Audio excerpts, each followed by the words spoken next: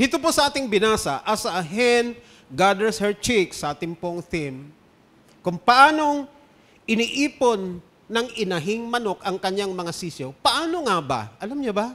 Alam niyo po ba kung paano iniipon ng inahing manok ang kanyang mga sisiyo? Ano yung ating binasa? How a hen gathers her chicks. Paano nga ba? Okay.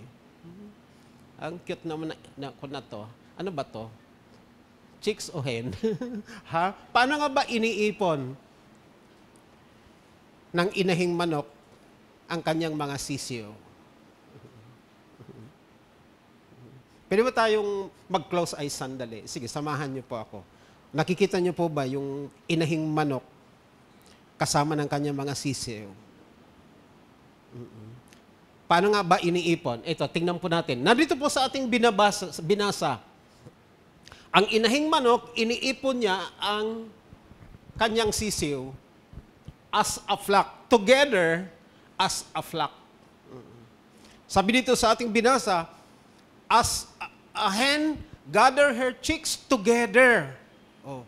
Ano gather together? What is that in one word? Flock. Kaya tingnan niyo po, one flock. Oh. As a flock. Ang sabi ni Jesus, as a hen gather her chicks, okay, balikan po natin yung ating scripture. Sabi po sa scripture natin binasa, sa verse 34, dito po sa Luke chapter 13, tingnan niyo po sa inyong Bible. Okay, muli balikan natin yung dito sa screen, yung ating text, tingnan niyo po. Sabi diyan, dito tayo sa hen, tingnan niyo po. Okay? Sabi ni Jesus, how often I wanted to gather your children together as a hen gathers her brood, her chicks, under her wings. So, gathering together. Sabi naman ni Jesus, how often I wanted to gather your children together. So, kinakausap ni Lord, ina-address niya po yung mamamayan, the people of Jerusalem. Sinasabi ni Jesus na, how often, makailang ulit kong sinikap, makailan kong sinikap na tipunin ang iyong bayan, your people. At si Lord nagbigay ng paglalarawan, hen, as she gather her chicks together. So, ang hen, ginagather niya ang kanyang sisiw together as a flock, in one flock. Si Jesus naman, gustong-gusto niya na i-gather ang kanyang people together like a hen. Okay? So, si Jesus, how Jesus gather His disciple? Pareho. Katulad ng inahin sa pagtipon, gathered together, ng kanyang mga sisiw.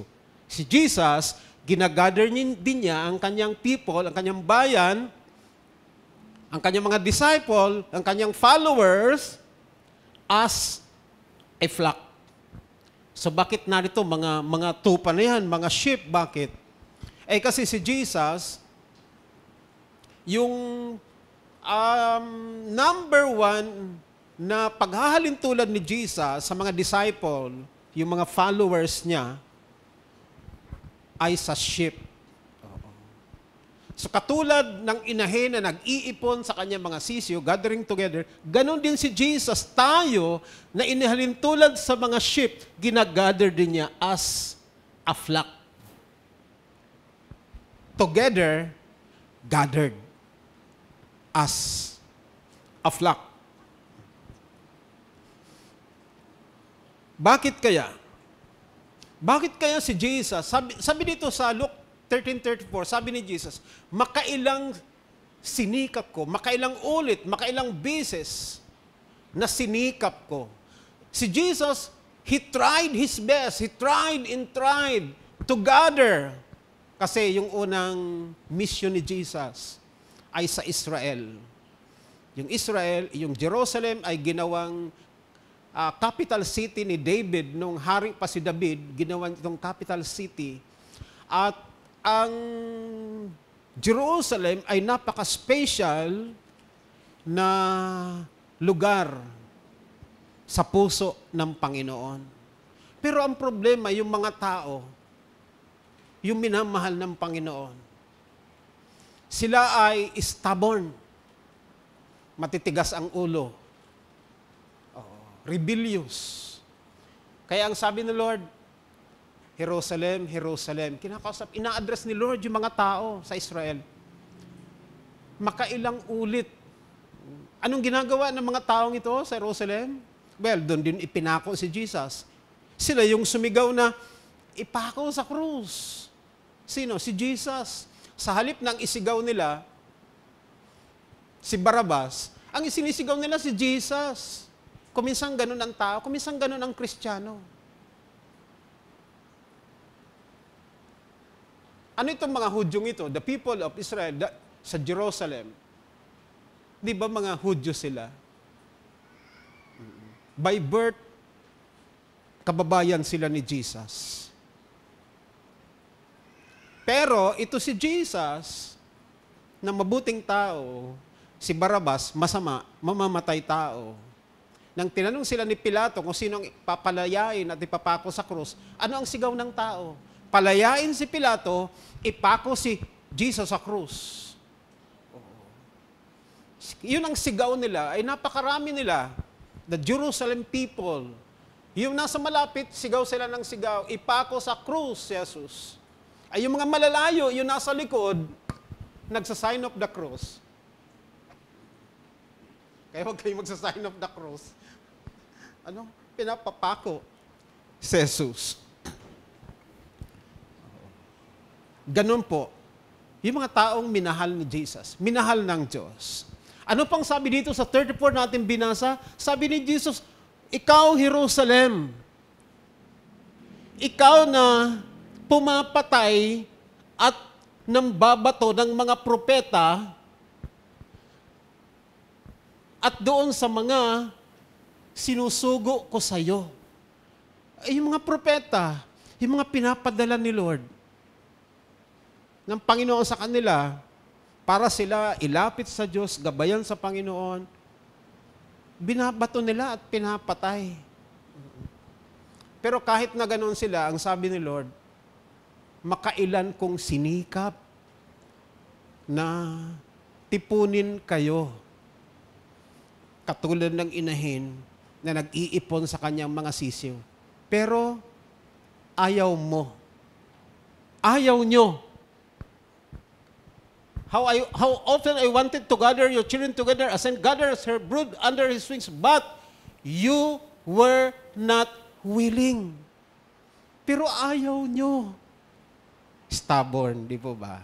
Alam nyo po ito, sinabi ni Lord sa Jerusalem, nung lumalakad pa siya dito sa lupa, katulad natin, na may flesh, sinabi niya po sa Jerusalem, sa mga tao na minamahal niya. Pero ito po, ipinasulat ni Lord para sa atin sa panahon ngayon na minamahal ng Panginoon. Sino po mga minamahal ng Panginoon? Amen? Amen? Kahit di mo sabihin, kahit di mo aminin, minamahal ka ng Panginoon. Ito nga yung sinusugot ni Lord sa kanila, pinapatay nila, binabato mga propeta, pero minahal sila ni Lord at gusto silang kupkupin ng Panginoon, ipunin ng Panginoon. Pero they were not willing. Amen? Kayo po ba? Tayo ba? Willing na tipunin ng Panginoon? Willing ka ba na ikaw ay mag-gather together din? Willing ka ba? Sinong willing? Pwede mo makitang kamay? Amen? Praise the Lord. Amen? More blessing, more favor sa willing. So ito pong mga Hudyo, the Israelites, they were not willing. Kahit maraming beses na sinisikap ni Lord na sila ay tipunin. Alam niyo po, yan po ng isa sa purpose ni Lord kung ba't siya naparito, to gather His people. Alam niyo ba yon? Mission, purpose yun ng Panginoon. Hanggang sa ngayon. Hanggang sa pagdating niya. Yun ang desire, yung will ni Lord to gather His people. Oh, kaya lang may mga unwilling. Tingnan po natin yung 11:23 ng Luke. Tingnan po natin ito. Basahin po natin. Luke 11:23. Ano pong sabi diyan? He who is not with me. Si Jesus po ang nagsasalita. Tingnan niyo po, emphasize yung me.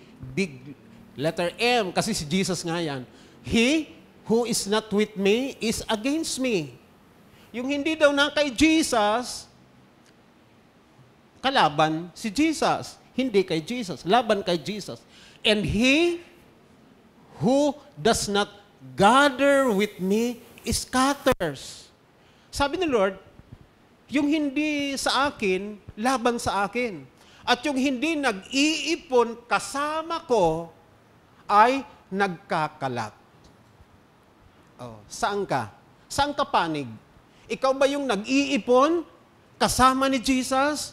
O ikaw yung nagkakalat? Unwilling ka, ayaw mo. Yung mga ayaw mag-ipon, ganun talaga ang nangyayari. Nagkakalat. Amen? Walang nagkakalat dito. Amen?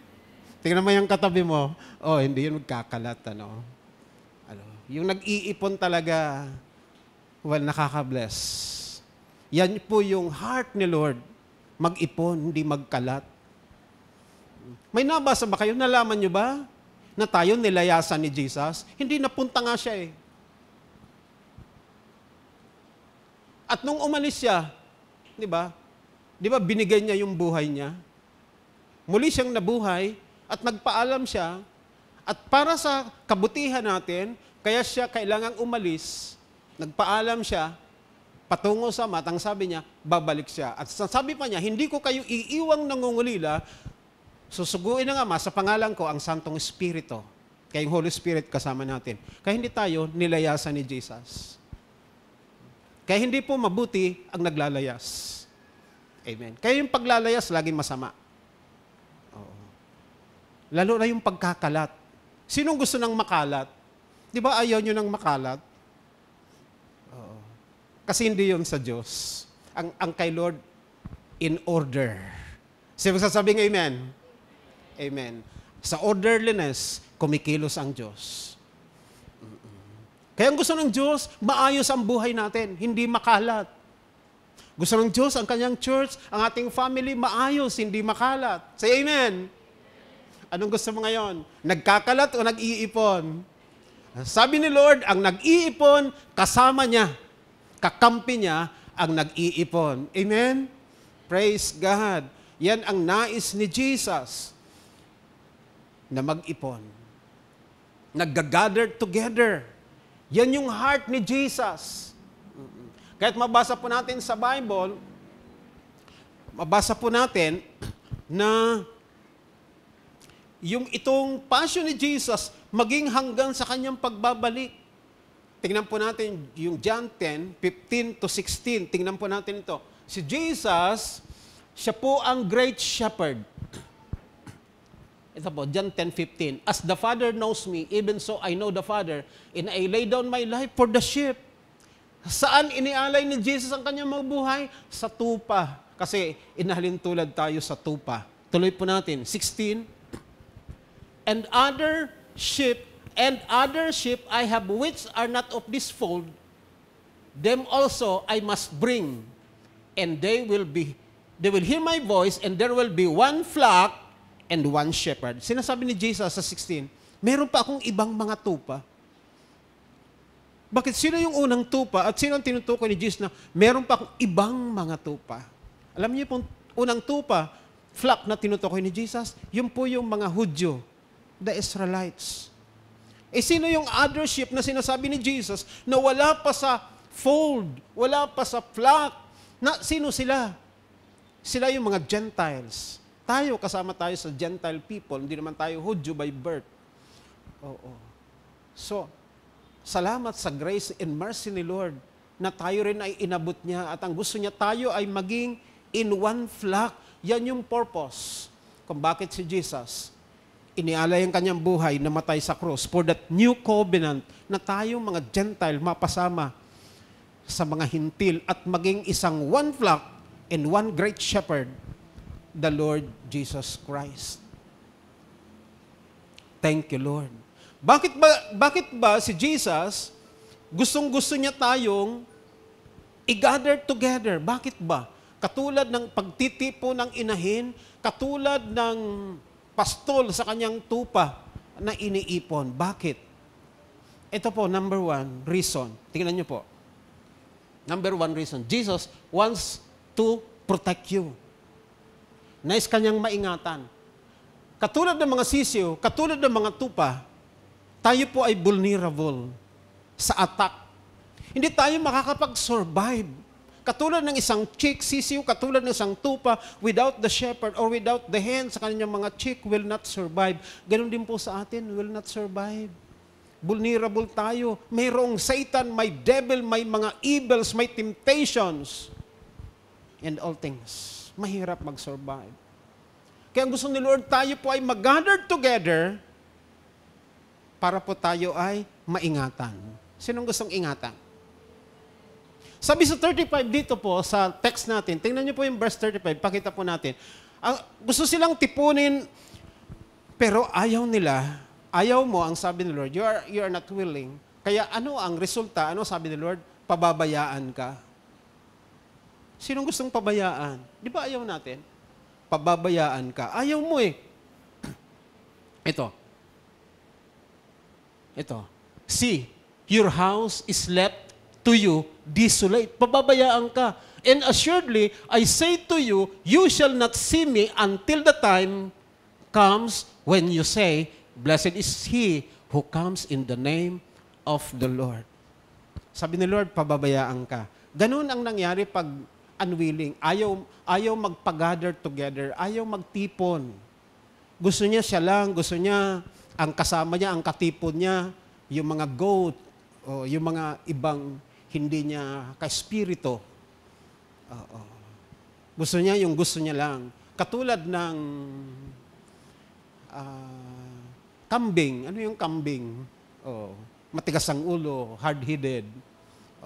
Kaya ang kambing pala, pag binunggo ka, kahit walang sungay, masasaktan ka. Kasi ang tigas pala ng ulo ng kambing, hindi lang yung sungay. Talaga, grabe.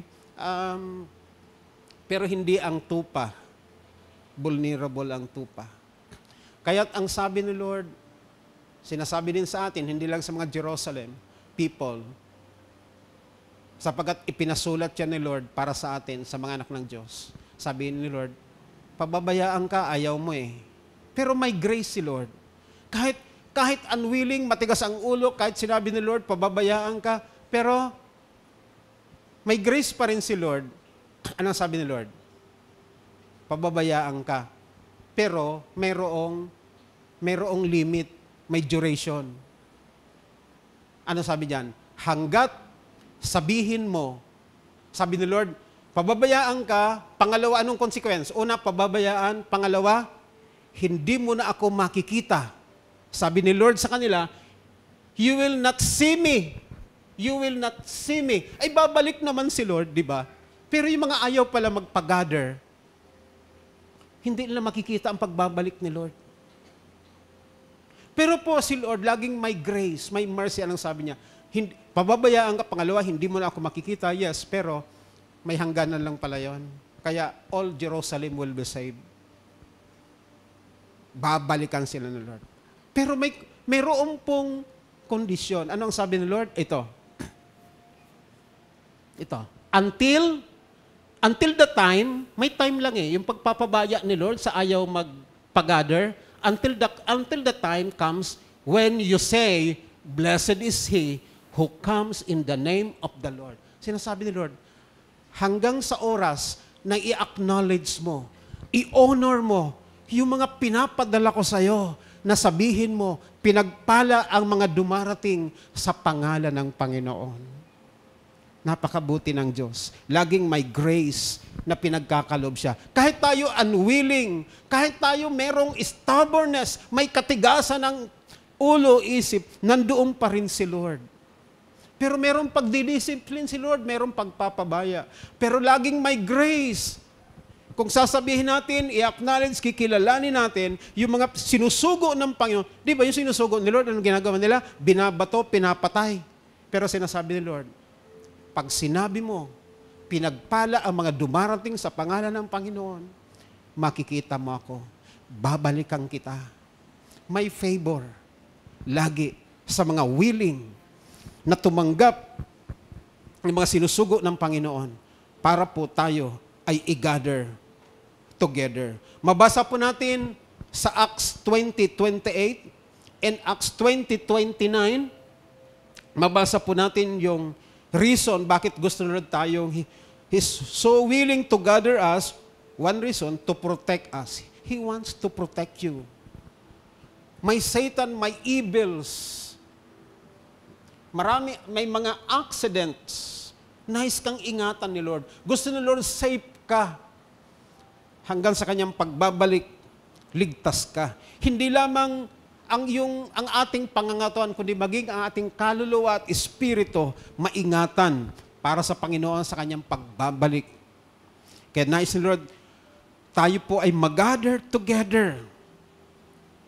Pangalawang reason, again, tingnan natin yung verse 34 sa NLT. Tingnan natin po natin yung verse 34, NLT, tingnan nyo po. O Jerusalem, Jerusalem, the city that kills the prophets and stone God's messengers. How often I have wanted to gather your children together as a hen ito.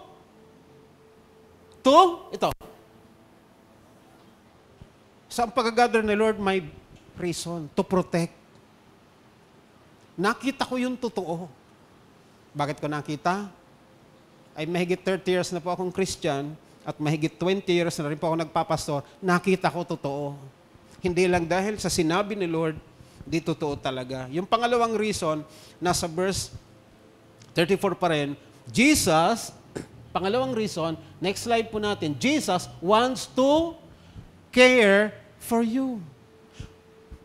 Ganon din po ang inahin. Dalawang reason kung bakit niya iniipon ang kanyang sisiw. Una, para ingatan. One time noon, naglalakad ako, may binisita po ako, ay may chicken po sila, maraming sisiw. Nung dumadaan ako sa may tapat niya, bigla niyang binuka yung kanyang pakpak. Nagtakbuhan yung mga sisiw. Tapos nang palapit na ako, nag-akmang tutukayin ako ng manok. Yung palang talaga to protect. And number one, ibinubuka na ang kanyang pakpak, tinatawag niya ang kanyang mga sisiw para pala to care. Maingatan sila. Ito po, nakikita niyo ba? Umuulan, bumabagyo pa ata ito, Tinakipan niya ang kanyang mga sisiw para hindi sipunin. Para hindi maulanan, hindi malamigan. Ganon si Lord. To care. Kaya nung ang Jerusalem ayaw magpa-gather together, ang sabi ni Lord, pababayaan ka. Yung pinapadala ko sa'yo, para i-gather together kayo, mga prophets, mga messenger, binabato nyo, pinapapatay ninyo. Ayaw ninyo, kaya pababayaan kayo. Well, hayaan natin yung mga Hudyong yon, ayaw nila mga Jerusalem. Pero yung mga taga-Legazpi, willing bang magpa-gather together? Amen? Palakpakan natin si Lord. Palakpakan po natin siya. Amen? Yes. Kaya po, mababasa po natin, basahin po natin ito, sinabi ni Lord, Matthew 18:20. Sinabi ni Lord. Matthew 18:20. Ito po yung pagpapatibay, affirmation ni Lord sa kanyang will na ang pag-anak niya to gather together para ingatan niya at alagaan. Tingnan niyo po. For where 2 or 3. Sapagkat saan man may 2 o 3. Ano? 2 o 3 ano? Gathered together. Yan ang heart ni Lord. In my name. Hindi sa name, hindi sa ibang name kundi name ni Lord. Kasi maraming nagagather sa pangalan ng Hinebra, di ba? Sa pangalan ni Hinebra. Pero, ang sinasamahan ni Jesus, kahit sabi diyan, saan man, gathered together in my name, anong sabi ni Jesus? I am there in the midst of them. Ilan? 2, 3 na nagkakatipon sa pangalan ng Panginoon. Kumusta po? Kayo po ba ay nasa pagtitipon na yan? Anong sabi ni Jesus? For where? Kahit saan. Kahit saan. Kahit sa Jollibee, kahit sa McDo, kahit sa Sawangan, sa Embarcadero, kahit sa bahay ninyo, sa ilalim ng puno, kahit saan.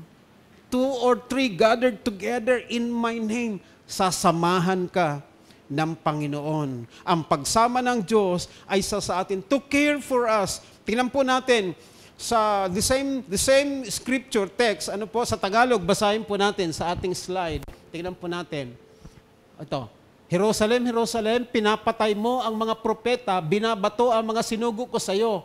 Ilang beses kong sinikap na kupkupin ang iyong mga anak, gaya ng pag-aaruga ng isang inahin sa kanyang mga sisiw, ngunit ayaw mo. Gaya ng pag-aaruga, care.